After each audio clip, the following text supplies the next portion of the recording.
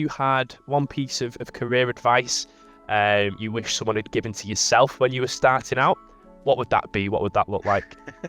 It was like, oh my God, how do I go back and tell 30-year-old Steve or 20-year-old Steve what to do? I think the really best thing, and it's something I've embraced, is a continuous learning attitude, and also get to enjoy the learning process. So I enjoy learning for learning, and the outcome and the process are almost secondary to, oh, I've learned something new.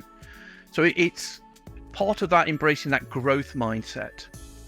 It is as well. So to sum that up, never stop learning. As you've alluded to, IT is constantly evolving. The things I learned when I was 20, 30 and 40, and I know I'm giving away my age now, but I don't mind, aren't so relevant anymore. The way of the behaviors, the way of dealing with technology, it's accelerated. It has. And I think you have to embrace that acceleration and go with it.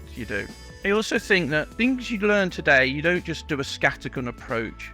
You try and think, what are the things I'm learning today will become foundations for what I want to be in the future. Now, I appreciate a lot of us, I didn't know I wanted to be a head of engineering or a senior leader. I didn't know that when I started. I was a tester when I started out. No shame in that at all. Did I think I was going down this path? No, but I wanted to keep learning. And this is what it was. It was seek out new people, seek out new knowledge, skills, and most of all, experiences. So don't just work with somebody, get to know them. What's their favorite thing or not favorite thing, and build experiences, because you never know where or when you're going to meet that person again.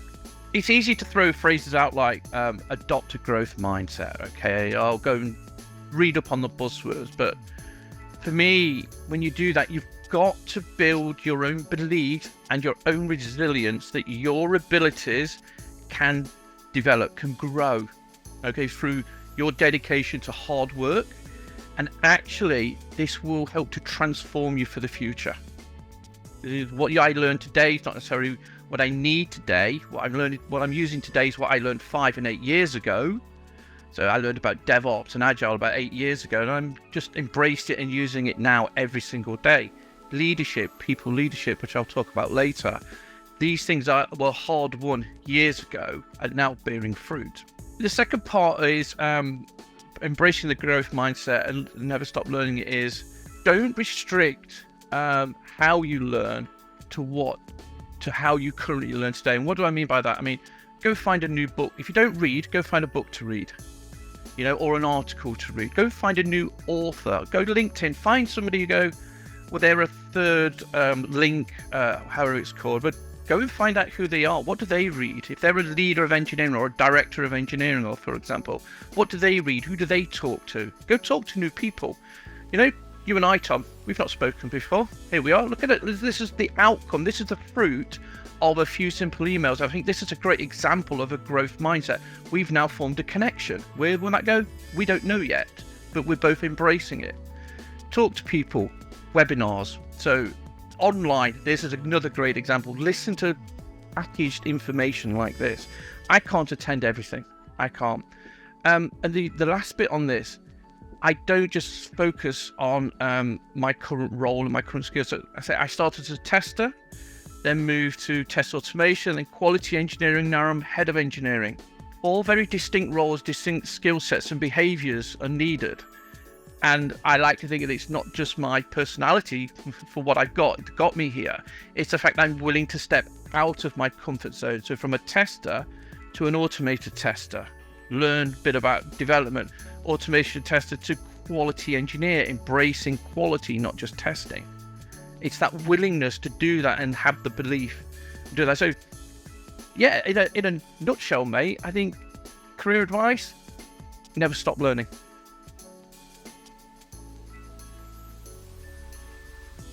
Can you share a pivotal moment in your career journey that made a significant impact? Early 2000s, test lead, moving into test management. I just moved from a large employer, obviously I'm not going to name them, where I responsibility of leading a small team of testers. They were very, very delivery focused. Back then, delivery focused means something different than it does now, but it was all just about throwing the code over the fence, getting the change out the door, getting the customer to pay for things. So we didn't care about tech debt or how people were feeling. So I moved to another company, and at the time I didn't realize that this had now become ingrained in my way of working. Just get it done, just get it done, just get it done. So don't care. So when I started my new employer as a test lead, my behavior stood out like a sore thumb. I was the odd one out, which is quite worrying when you're in your probation period. You're doing what you think is natural and right, but actually it's completely wrong for the company's behaviors and what they need. And I had lots of conversations with my manager. Not all of them were fruitful. I tell you that now. That some were, well, okay, Steve, you need to be careful about how you're doing things. But it wasn't until I spoke to our training department at the time and an experienced member in there that she got me to understand. So it was coaching that she was basically doing with me to understand why my behaviors were quite negative. And the people were very unhappy with my approach. I said, well, what can I do? And but long story short, we're not here for the coaching on this side of things. She said to me, you need to lead your team with empathy. And it's the first time I'd ever heard of this word, empathy. What do you mean? I've got to feel sorry for them? She says, no. Do you know the wife or the significant partner of all of your team members? I went, well, no, why would I? She said, exactly. Do you know when their birthdays are? No. Why would I? And once that had unlocked, I realised empathy is about building personal relationships. It's understanding where that person is today, but you don't know the journey they've been on to get to this point today. So I don't know what's happened with you, Tom, to get to this moment. You don't know what's happened to me to get to this moment in time. It could have been pure pain or pure pleasure. And I've realised having the empathy is to go, if Tom says a bad word or makes a bad decision today, it's not because he's negligent. You know, it might be the fact that he's had a very, very bad day and we're just not aware of that. So remembering who your significant partner's name is, knowing when your birthday is, hey Tom, happy birthday for tomorrow, hope you have a great day. To me, that's empathy. That is much more powerful than being an authoritative leader. And since then, I've worked really hard to demonstrate empathy with my people, wherever I've been with my peers, my team, and other colleagues I come across. Whatever role I'm doing, where I am, I've always believed it. And I'm always working to try and understand the perspectives of my team. My current team is a really blended, multifaceted team. Age, experience, cultural difference, almost everything you can think of is there in my team. And remembering, oh, yes, okay, I remember, and being able to do that, to give them that, build credibility and starts to build trust within my team, not just with me, but across the team. And I think the thing also is I try to understand how they're feeling at that moment in time. You're not always feeling great. We're human beings. Our emotions are roller coasters. That's how we're built. I think you have to understand that I might be on an emotional high, but you're on an emotional low. Well, I have to take that into perspective. The last bit about the empathy that I've learned, for me, it's fostering a culture of openness, which I've touched on, understanding, and just as important, mutual respect for each other. It's not about the job titles. We're people. You know, you're solving a problem, I'm solving a problem. We're coming from different angles, but we're still trying to solve the problem and move us forward. So I think all that contributes to that positive work environment, and I believe it enhances productivity. If you're feeling trusted and know that I've got your back, you may just push in that extra half hour without asking for it to be overtime. That means then that boosts your morale, and we start to build a cohesive and resilient team full of strong people.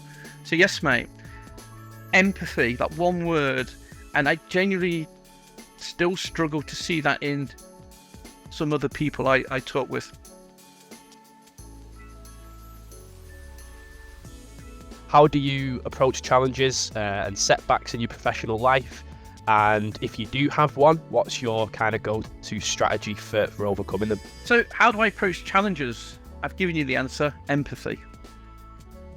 Nah, we're not done there, mate. We're not done there. So within my team, as I say, it's blended, multifaceted. So there's a lot of team dynamics. There are not many egos. There's no superstars, but there's dynamics. Everybody's got a good opinion. Everybody's got good experiences.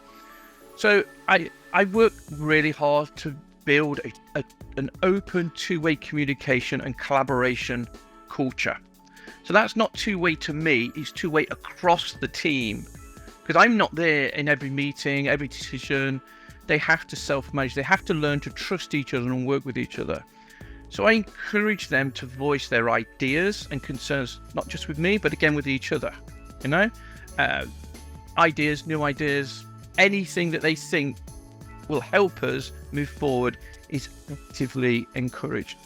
I also promote an environment where diverse perspectives are valued. We have a lot of young people, and there's also people as old as myself.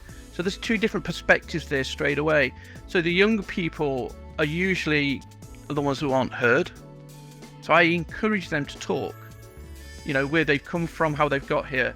So my strategy there is regular team meetings, regular one-to-ones that are driven by the employee, not driven by me. It's their time. So collaboration, knowledge sharing, and across all of the engineering process. Second one, we will have setbacks across engineering. We do fail. We're human beings. Yeah, fine. So embrace that failure. I instead of looking at the fact, what I try to do is champion a solutions-orientated way of thinking. We've got a problem. Fine, you can't change it. How are we going to move forward from that problem? What's the next step? How do we fix the problem? But then how do we minimize the opportunities for that problem as part of that continuous growth? So what I do there is I make sure, okay, we follow Scrum and I get all that, but I make sure the team actively brainstorms solutions. So if there's a problem, okay, so Tom, you caused the problem, but it's not about you fixing the problem. As a team, we come together. That might be a principal engineer, it could be a DevOps engineer, it could be a quality. It's not so much the roles, it's the behaviors that they bring to solving that solution. That's the diverse perspectives with it. So I totally encourage that you can't solve this on your own. We are a team, we succeed and fail as a team. And then the last one, which I think a lot of us have to manage, is stress and burnout within our teams. Where I work now, we are fully remote as engineers. We every now and again we have to go to an office, but it's not like once a week, you know what I mean? It's very ad hoc. Even as a leader, I only go into the office about once every 6 weeks.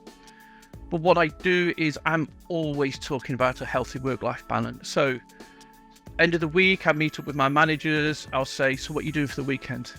I get people to think about the weekend, not today's problem, you know, or today's crap they've dealt with. I'm sure you'll bleep that one out if you want to. But what are they doing for the weekend? And then on the Monday, when I meet with other engineers, I ask them about their weekend.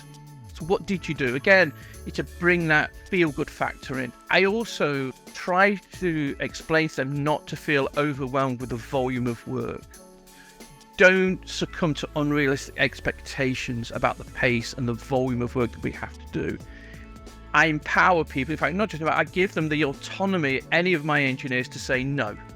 They don't need me to be in a meeting with a delivery manager to say no. They are empowered. The delivery managers know that my team will go, we can't do this. We don't have the capacity. So what do we need to drop? And that helps to manage my own stress and my own burnout as well. Flexible working hours, like I say, we've done remote, and I encourage my team to take regular breaks throughout the day. That's counterintuitive. What do you mean they're not being productive? And I go, no, they stopped being busy for a bit, because we've all got meetings. So I say, instead of doing a meeting for 60 minutes, do it for 45 or 50 minutes. Take 5 minutes. Go make a cup of tea. Go for a walk around the garden. Go and not have an argument with your partner, but just go and talk to somebody else if you can. Or what I do is I look out the windows. I'm nosy, see what other people are doing. But it's just that chemical release, just a change of concept. So that's how I manage it with my teammate. Now I'll go into the personal one about me, but it's my professional life. And yep. I was racking my head about this because I wanted to give something. So I'm a head of engineering.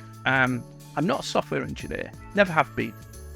Quality engineer is the closest I've been to writing code, and I've written code. And you say, well, how did you get this job? Because 99% of the roles must be software developer, blah, blah, blah, and all that. Well, I look at this and I go, well, if I was on the lookout for another head of engineering or that kind of role, how do I embrace that challenge? And I was thinking about this last night, going, I'd be honest. I'd be absolutely honest, and whether it's the recruiter or whoever I'm doing in an email, I'd say, look, I don't have direct software engineering experience. I've got quality engineering skills. I've written Java, Python, and listed off the languages. I get the whole process. I've just not written production strength code. But then I would flip it and draw attention to the fact that my leadership style is about transforming people, which hopefully has come across, and the empathy I use, and how I utilize my team and my peers, and how I build a psychological safe environment for everyone. So what I'm saying there is, for me to progress, it's about emphasizing my strengths. It's minimizing my obvious weakness. I can't hide it. I can't pretend I've been a software engineer. You know, give me a hacker rank test, I'll fail within 5 minutes. But I'm open about it. So actually it's a challenge, because most of the market is not set up for leaders like myself. They're still very vertically defined. You know, could I move over to like a chief product officer? Possibly. Could I move to infrastructure? Possibly, yeah. You know, because I know enough about delivery life cycles and processes. But really, my role is about leading people, bringing them forward, getting them to succeed. So they're my 3 answers. I hope they've worked for you.